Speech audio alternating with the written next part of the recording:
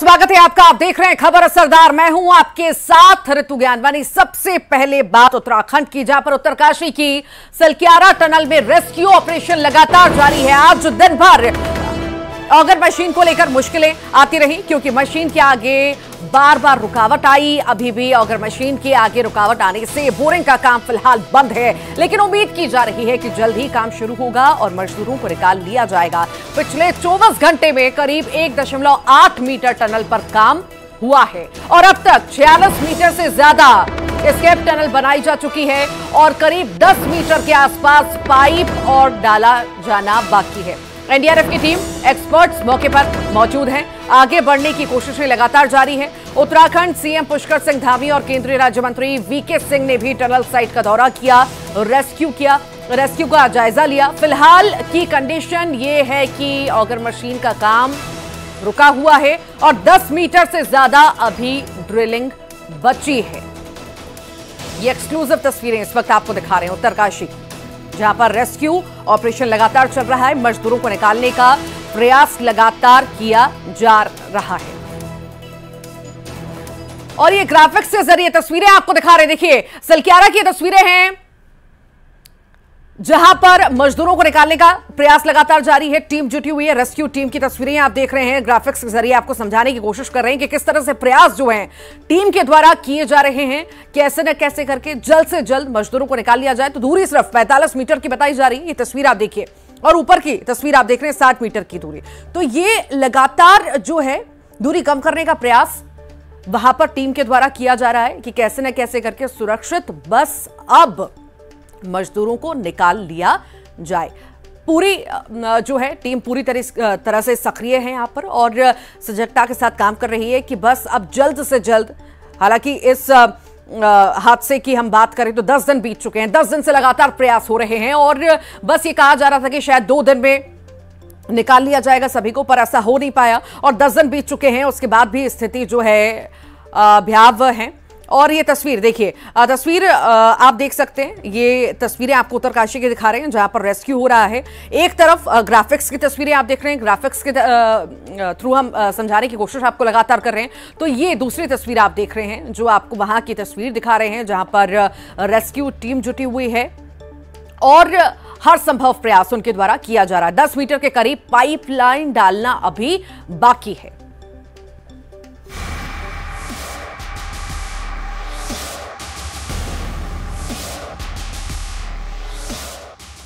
उत्तरकाशी की सलक्यारा सुरंग में फंसे 41 मजदूरों को निकालने के लिए बचाव अभियान लगातार जारी है।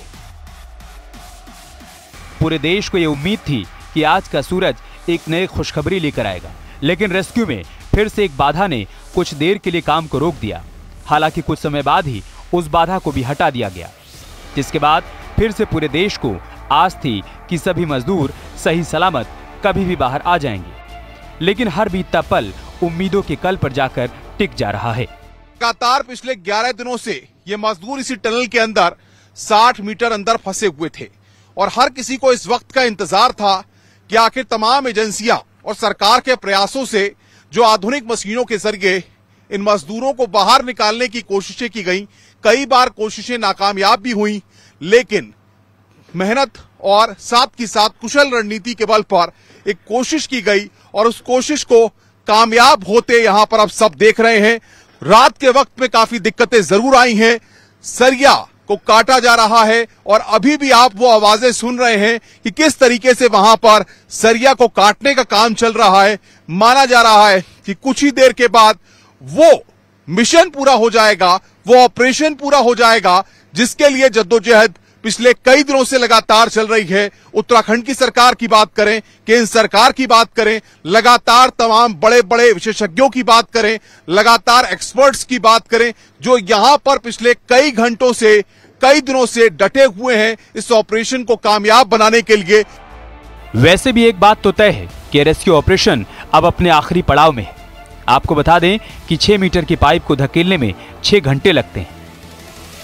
टनल रेस्क्यू ऑपरेशन की जिम्मेदारी संभाल रहे अधिकारी भी पूरे मामले में फूंक फूंक कर कदम रख रहे हैं, क्योंकि इस रेस्क्यू ऑपरेशन पर मुख्यमंत्री पुष्कर सिंह धामी से लेकर प्रधानमंत्री नरेंद्र मोदी तक की नजर है।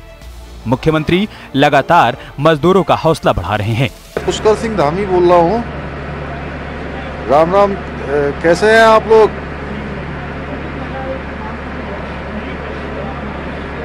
अच्छा, चलिए भाई, बहुत हम लोग बिल्कुल पास पहुंच गए हैं और बड़ी आप लोगों की हिम्मत है और बहुत ही आप लोगों के लिए सब लोग प्रार्थना कर रहे हैं यहाँ। और हम लोगों को उम्मीद भी है, मैं भी रात से आ गया हूँ, जनरल साहब भी आ गए हैं यहाँ पर, और प्रधानमंत्री जी रोज़ आप लोगों के बारे में रोज़ चिंता कर रहे हैं, रोज़ अपडेट लेते हैं मुझे सवेरे 7 बजे।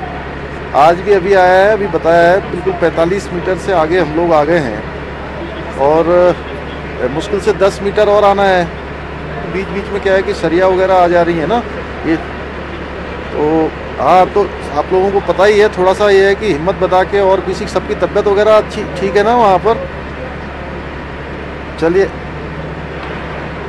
नहीं चिंता एक्चुअली में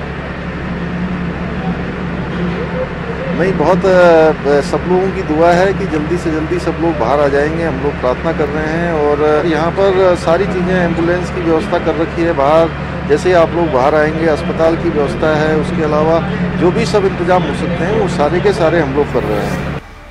उत्तरकाशी में चल रहा रेस्क्यू ऑपरेशन किसी चुनौती से कम नहीं है, क्योंकि हिमालय क्षेत्र के भूविज्ञान को लेकर आप कोई भविष्यवाणी नहीं कर सकते हैं, रख सकते हैं तो केवल उम्मीद, क्योंकि अब बचाव अभियान उस मोड़ पर है जहां से मजदूरों को पाइप के जरिए आसानी से निकाला जा सकेगा। इसके अंदर भी डेफिनेटली इवेंट पोस्ट इवेंट एक एनालिसिस की जाएगी डिजास्टर के बारे में। The technical aspects will invariably be addressed by the ministry and their organisations to see where things went wrong, where can they be improved. मैं तो लोगों को ये बता रहा हूं, basically an example I am saying is, if a civil aviation aircraft crashes with a couple of passengers, do we put an end to all flying? We don't. We know that there are mistakes which can be made. Technologies are challenging. 100% and more can never be assured. But here I think the technologies are sufficiently developed and they are developing. It's an on-the-job training all the time which is happening. मंगलवार को सिलक्यारा सुरंग के भीतर फंसे मजदूरों की पहली तस्वीर सामने आई थी। इससे पहले टीम को सफलता मिली और 6 इंच का दूसरा फूट पाइप मजदूरों तक पहुंचा दिया गया था। उसके बाद से ही मजदूरों के लिए फिर से नई सुरंग पाने की उम्मीदें बरकरार हैं और इसी उम्मीद पर पूरे देश की निगाहें बनी, क्योंकि रेस्क्यू ऑपरेशन बेहद करीब पहुंच चुका है। Bureau report, news 18।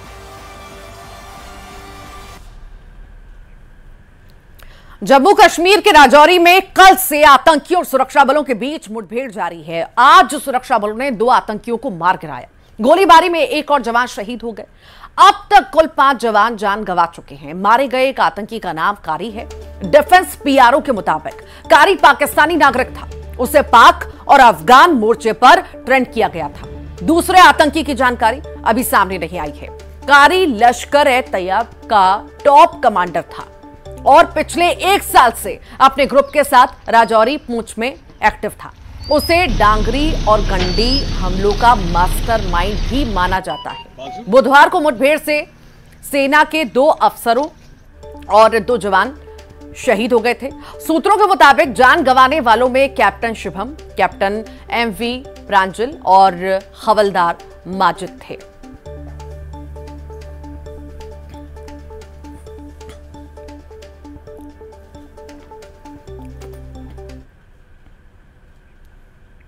पहली बार देश का कोई प्रधानमंत्री श्री कृष्ण जन्मभूमि पहुंचकर कान्हा के दर्शन करते हुए दिखाई दिए।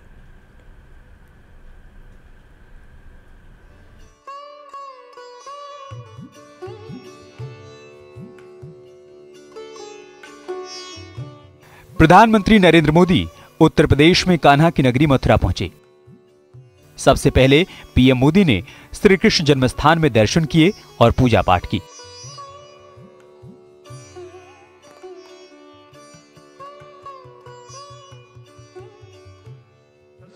इसके बाद पीएम मोदी बांके बिहारी की नगरी में चल रहे ब्रजरज उत्सव में शामिल हुए। ब्रजरज उत्सव के अंतर्गत आज से यहां उन्होंने मीराबाई पर डाक टिकट और 525 रुपए का सिक्का जारी किया। इस दौरान उत्तर प्रदेश की राज्यपाल आनंदीबेन पटेल, सीएम योगी और मथुरा की सांसद हेमा मालिनी भी कार्यक्रम में मौजूद थी। कार्यक्रम के दौरान हेमा मालिनी ने नृत्य प्रस्तुति दी और तमाम दर्शकों का मन मोह लिया।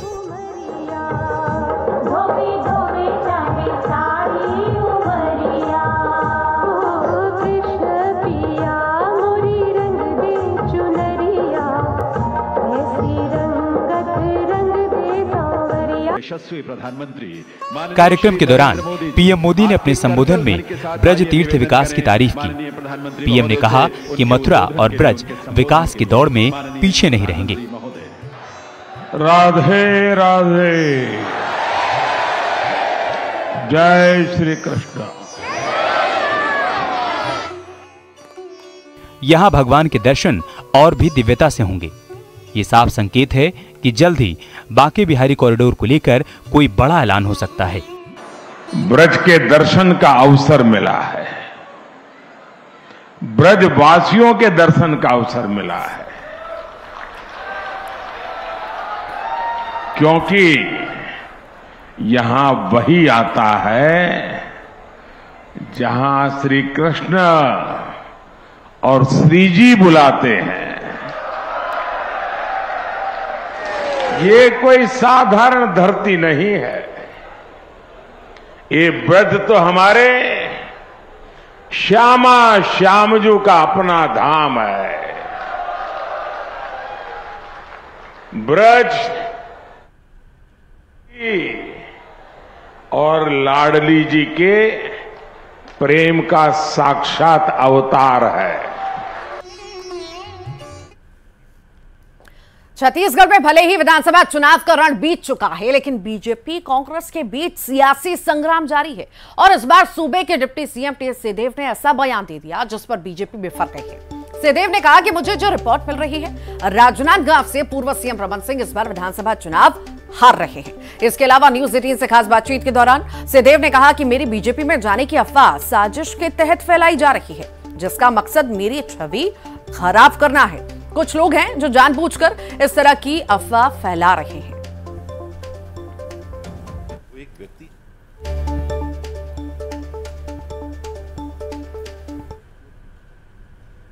देश के खिलाफ कोई स्टेटमेंट होने सुन ही रहे थे कि राजनांदगांव के हमारे साथी आए थे, वो बोल रहे थे रमन सिंह हार रहे हैं वहां से।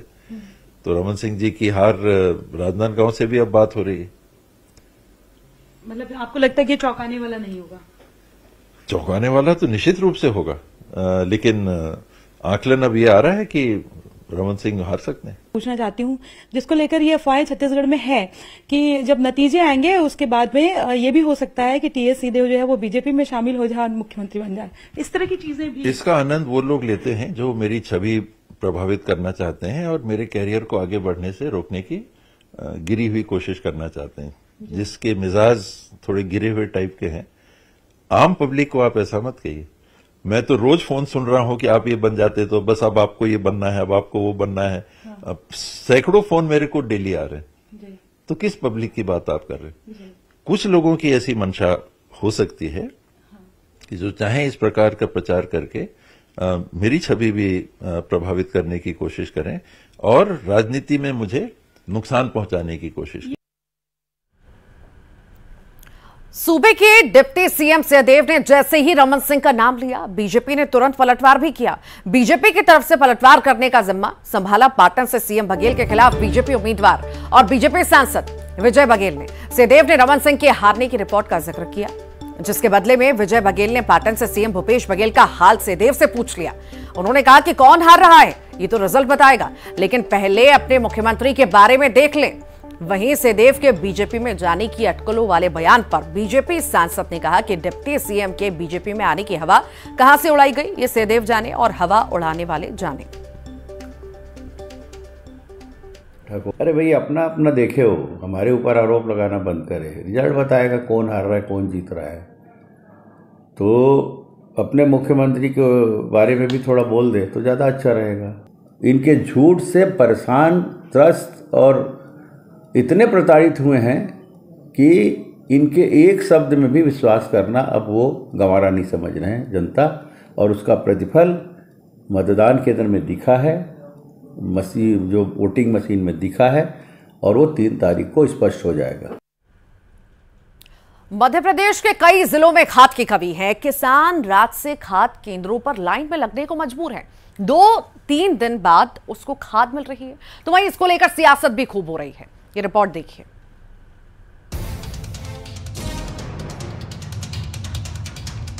रबी सीजन की फसलों के लिए यूरिया खाद की डिमांड लगातार बढ़ रही है, जबकि किसानों को जितना खाद की जरूरत है उतनी मात्रा में उन्हें खाद नहीं मिल पा रहा है। इन हालातों में एमपी के कुछ जिलों में खाद के लिए मारामारी मची है। स्थिति यहाँ तक पहुँच गई कि खाद खरीदी केंद्रों के बाहर आधी रात से किसानों की लंबी लंबी लाइनें लगना शुरू हो जाती हैं, जो दिन भर लगी रहती हैं। कई किसानों का नंबर तो 2 से 3 दिनों बाद आता है। इसे लेकर किसानों की नाराजगी लगातार बढ़ रही है और अब प्रशासन को खाद्य बिक्री केंद्रों के बाहर पुलिस की तैनाती करनी पड़ी। पूरे दिन भर टोकन के लिए लगे रहे और आज सुबह 8 बजे के आए, ना खाना खाया ना कुछ खाया, और टोकन जो मिले थे उन पे यहाँ पे नंबर लगाए गए, फोन आ जाते हैं, कोई कूपन नहीं है, कोई कुछ नहीं है, अंदर उनके जमा हो जाते हैं पैसे। जैसे 10-20 लोगों के इकट्ठे हुए, विंडो बंद कर दी जाती है, अंदर उनके पर्ची कट जाती है, पैसे जमा हो जाते हैं, वो लोग खाद लेके जा रहे हैं। परेशानी सर बहुत धक्का मुक्की हो रही, बिल्कुल खाद ही नहीं मिल रहा है। क्या करें सर, कल का टोकन था आज भी नहीं मिल रहा है, कल भी नहीं मिला था, आज भी नंबर नहीं आ रहा है सर हमारा। इस बीच लगातार मिल रही खाद की कालाबाजारी की शिकायतों को लेकर कई जिलों में प्रशासन सतर्क हो गया है। खाद केंद्रों का निरीक्षण किया जा रहा है और बाजारों में खाद की कालाबाजारी रोकने की कोशिश तेज हो गई है। देखिए, लंबी लाइन इसलिए लगी है कि एक बार मान लीजिए 500 किसान आगे लेने, तो व्यवस्था बनाने के लिए लाइन तो लगानी ही पड़ेगी ना।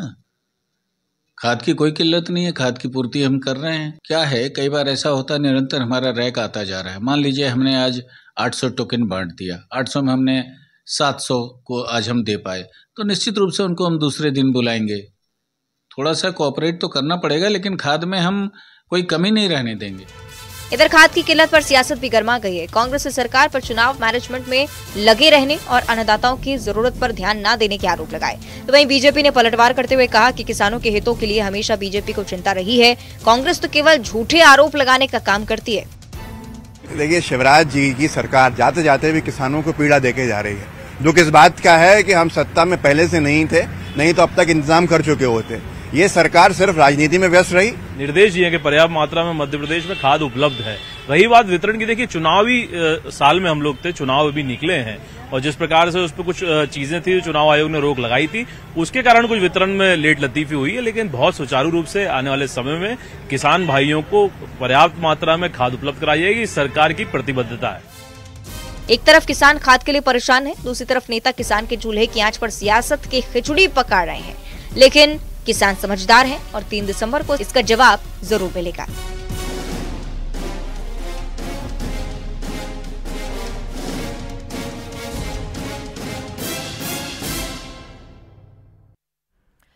कुछ घंटों के अंतराल में देश के दिल पर लगे दगना के दाग ने मानो दशकों पीछे धकेल दिया और फिर वही बहस नए सिरे से छेड़ दी है कि आखिर अंधविश्वास के पीछे लचर स्वास्थ्य व्यवस्था है या बदहाल शिक्षा, जो इंसान को एक सभ्य और पढ़ा लिखा नागरिक बनने से रोक रही है।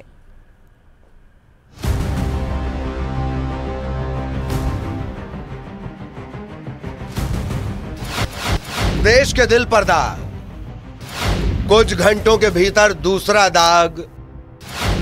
पहले शहडोल, अब उज्जैन। इलाज के नाम पर बच्चे को दागा। आओ आओ चांद पर जाने वालों, आओ आओ उड़ती अर्थव्यवस्था पर ताली बजाने वालों, आ जाओ धरती से आकाश तक अपनी बुलंदियों का लोहा मनवाने वालों, आओ और शर्म से डूब मरने वाली अंधविश्वास की इन तस्वीरों पर तकरीर करो, क्योंकि इसके अलावा कुछ होगा नहीं। आओ और 22वीं सदी की बेताबी में इस बेरहमी को देख लो। पहले बाबा महाकाल की नगरी। महाकाल की नगरी में मासूम से महापाप की यह कहानी आपको रुला देगी। महिदपुर के किशनखेड़ी के रहने वाले परिवार में 1 महीने के बच्चे को निमोनिया हो गया। इलाज के नाम पर मासूम को दाग दिया गया, गहरा दाग। जब हालत बिगड़ी तो अस्पताल की याद आई। हालांकि अस्पताल ने बच्चे को भर्ती करते वक्त सवाल पूछे जिनके जवाब नहीं मिले। परिवार अंधविश्वास का खंडन करता रहा और मासूम के शरीर के दाग को छोटे बच्चे की शैतानी की कहानी बताता रहा। अब आप तय करिए कि किस बात पर शर्म ज्यादा करनी है, कि इनके दिमाग पर दाग है या अस्पताल से ज्यादा भरोसा आज भी बैगा, ओझा, गुनिया के ऊपर है। और रुकिए, जा कहां रहे हैं, शर्म अभी बाकी है। आदिवासी बाहुल्य शहडोल और आसपास तो झाड़ फूंक दगना न सिर्फ लाइन ऑफ ट्रीटमेंट है बल्कि परंपरा का हिस्सा है। सोहागपुर इलाके के हरदी गांव में 1.5 महीने के मासूम को सांस लेने और पेट फूलने पर उसके परिवार ने 51 बार गर्म सलाखों से दगवाया। मासूम की हालत बिगड़ी, इसके बाद अस्पताल पहुंचे। इस घटना के बाद शैतान जैसा शब्द छोटा लगता है, लेकिन यहां तो यही अंधविश्वास की लाइलाज बीमारी ही इलाज मानी जाती है। शहडोल और आसपास के जिलों में 10 से ज्यादा मासूम अंधविश्वास की भेंट चढ़ चुके हैं। महाकाल के दरबार में महापाप से लेकर शहडोल में शैतानी तो सिर्फ एक हिस्से की कहानी है। पूरे सूबे में अंधविश्वास की कहीं अनकही दास्तानें निकल गईं तो विश्व गुरु की बुनियाद दरक जाएगी। आखिर में नीरज के शब्द कि चांद को छू के चले आए हैं विज्ञान के पंख। देखना यह है इंसान कहां तक पहुंचे। Bureau report, news 18।